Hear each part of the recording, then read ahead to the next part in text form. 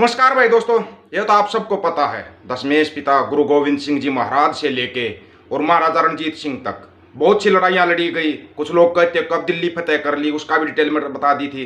कब कब दिल्ली फतेह की थी सिखों ने, कब जाटों ने फतेह की थी, वो भी आपको बता दिया। उनके जाने के बाद भी एक ऐसी लड़ाई लड़ी सिखों ने जो सिख इतिहास की सबसे बड़ी लड़ाई थी। सिखों के इतिहास की छोड़िए, पूरी दुनिया के इतिहास की 8 महानतम लड़ाइयों में जिसको शामिल किया जाता है, 8 दुनिया की सबसे बड़ी जो लड़ाइयाँ हुई ना उनके अंदर शामिल किया जाता है। जिसके अंदर ना दशमेश पिता गुरु गोविंद सिंह जी महाराज थे, ना बाबा बघेल थे, ना महाराजा रणजीत सिंह थे, ना हरि सिंह नलवा थे। फिर भी सच्चे सुच्चे सिख, अमृतधारी सिख, उन सिखों ने वो लड़ाई लड़ी। उस लड़ाई के लिए विदेशों में संसद में खड़ा होकर उनको श्रद्धांजलि दी जाती है, लेकिन हमारे यहाँ किताबों में भी पढ़ाया जाता है और विदेशों में उसको पढ़ाया जाता है। सिख लैंड की या सिख इतिहास की जो सबसे बड़ी लड़ाइयों में एक शामिल होगी है। बात है 1897 की। ध्यान से सुन लेना, विदेशों में पढ़ाया जाता, अपने देश में किताबों नहीं पढ़ाया जाता, जबकि पढ़ाया जाना चाहिए। ये इतिहास है ताकि लोगों को पता लग जाए।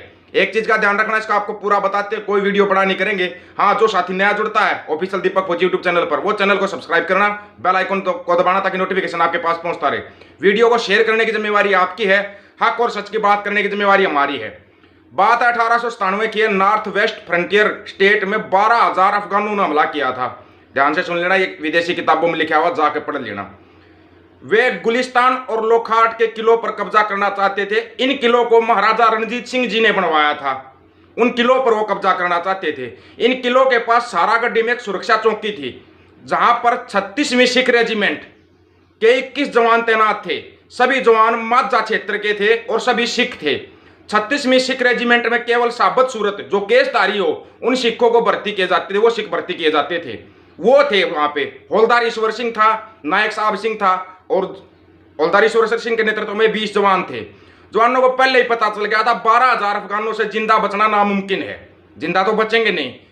फिर भी इन जवानों ने लड़ने का फैसला लिया और 12 सितंबर 1897 को सिखलैंड की धरती पर एक ऐसी लड़ाई हुई जो दुनिया की 5 महानतम लड़ाइयों में शामिल होगी। 5 महानतम लड़ाइयों में दुनिया की, सोच कर देखना, यूनेस्को ने शामिल किया दुनिया की 8 बड़ी लड़ाइयों में। इसको तो सोच सकते हो, एक तरफ 12,000 अफगान थे तो दूसरी तरफ 21 सिख। यहां बड़ी भीषण लड़ाई हुई और 600 से लेकर 1400 अफगान मारे गए और अफगानों की भारी तबाही हुई। सिख जवान आखिरी सांस तक लड़े और इन किलों को बचा लिया। अफगानों की हार हुई। सिर्फ 21 सिख जवानों ने, सिर्फ 21 सिखों ने उन किलों को बचा लिया था। अगर सभी सिख एक साथ खड़े हो जाएं तो सोच कर देखना, वो तो सिर्फ 21 सिख थे। जब यह खबर यूरोप पहुंची तो पूरी दुनिया स्तब्ध रह गई। ब्रिटेन की संसद में सभी ने खड़ा होकर इन 21 जवानों की बहादुरी को सलाम किया। इन सभी को मरणोपरांत इंडियन ऑर्डर ऑफ मेरिट दिया गया, जो आज के परमवीर चक्र के बराबर था। भारत के सैन्य इतिहास का यह युद्ध के दौरान सैनिकों द्वारा लिया गया सबसे विचित्र अंतिम फैसला था। यूनेस्को ने इस लड़ाई को अपनी 8 महानतम लड़ाइयों में शामिल किया। इस लड़ाई के आगे स्पार्टन की बहादुरी फीकी पड़ गई थी। स्पार्टन की याद है, जो 300 स्पार्टन लड़े थे, हजारों वो थे उनके सामने, दूसरे उसके हजारों थे, वो सिर्फ 300 थे। वो तो 300 थे, ये सिर्फ 21 सिख थे, 21 सिख। जो बात हर भारतीय को पता होनी चाहिए उसके बारे में कम लोग जानते हैं। ये लड़ाई यूरोप के स्कूलों में पढ़ाई जाती है, यूरोप के स्कूलों में पता करना पढ़ाई जाती है, और हमारे यहाँ जानने तक का कोई सोचता भी नहीं कि जानना है नहीं जानना क्या हुआ था। ग्रीक, स्पार्टा और पर्शियन की लड़ाई के बारे में सुना होगा। इनके ऊपर 300 जैसी फिल्में भी बनी है। वो ग्रीक और स्पार्टा की जो लड़ाई हुई थी उसको बड़ा चढ़ा गए। लेकिन ये देखो आप कि इसको भी वहां यूरोप के स्कूलों के अंदर पढ़ाया जाता है, यूरोप के स्कूलों में सारागढ़ी के इसको इतिहास को। और हाँ, मेरी जब बात हुई थी अपने सिख रेजिमेंट के साहब से, उन्होंने वहां पर समाधि स्थल बनवाया है इनका। आपको पहले दिखाया भी था, उसके फोटो भी दिखाए थे कि वहां पर इस तरन तारण के अंदर इनका समाधि स्थल बनवाया गया। पूरा का पूरा एसी समाधि स्थल बनवाया गया है। एसी, आपको पता होना चाहिए आप कहाँ रह रहे हो, कौन सी दुनिया में रह रहे हो। इतने बड़े बड़े युद्ध हुए हैं, इतनी बड़ी बड़ी लड़ाइयाँ हुई हैं, आप कहाँ हो? कहीं पर क्या बस मेरा नेता, मेरी पार्टी, मेरा फलाना। अभी हड़ आई हुई है पंजाब के अंदर, हरियाणा के अंदर, उसको छोड़ के लगे हुए हैं मेवात में। क्या हुआ? अरे वो गो तस्कर थे, गोरक्षक नहीं थे भाई, वो गो तस्कर हैं। वो मिली भगत से इतना कुछ कर रहे थे। अपने आप एक एक करके सबका सामने आता चला जाएगा। लेकिन अपना इतिहास मत भूलो। सबसे बड़ी बात है, जो कौमें अपना इतिहास भूल जाती हैं वो कौमें खत्म हो जाती, खत्म। लो यहां पर आ जाता है कोई भी, मैं मेजर टेजर जो भी है, कब दिल्ली जीत ली, कब ये कर दिया। अरे तेरे बाप दादा को भी नहीं पता, इतनी बड़ी बड़ी लड़ाइयां जीत रखी सिखों ने, इतनी बड़ी बड़ी लड़ाइयां कि तुम सपने में भी नहीं सोच सकते। सपने में सोच कर देखना, सिर्फ 21 जवान और सामने 12,000 सैनिक हो, सोच सकते हो लड़ने का? लड़ने का अगर सोच सकते हो तो तुम्हारे जो ये बोल रहे हैं ना, बिना बात के बातें कर रहे हैं, ये सिर्फ भागने की सोचेंगे कि भागने का रास्ता कहां से है, छोड़ो हम तो इनको किलो को चौकियों को ही दे देंगे। ऐसी ऐसी लड़ाइयां लड़ी हैं, ऐसी ऐसी लड़ाइयां।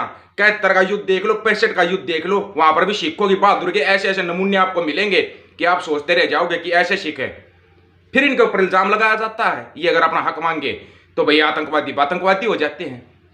क्यों? जाटों का इतिहास देख लो आप उठा कर, लेकिन जैसे ही अपना हक मांगने लग जाते हैं, जाट आतंकवादियों की श्रेणी में डाल दिए जाते हैं। ये तो आतंकवादी है, अपना हक मांगते हैं तो अपना हक मांगेंगे तब तो आतंकवादी की श्रेणी में डाल दो। देश के ऊपर मुसीबत आए तो आ जाओ, कहां सिख रेजिमेंट, कहां जाट रेजिमेंट, इनको सामने अड़ा दो, ये बचाएंगे देश को। फिर जब अपना हक मांगते हो तो हक क्यों नहीं देते? सोचने वाली बात है, फिर हक भी दे दिया करो।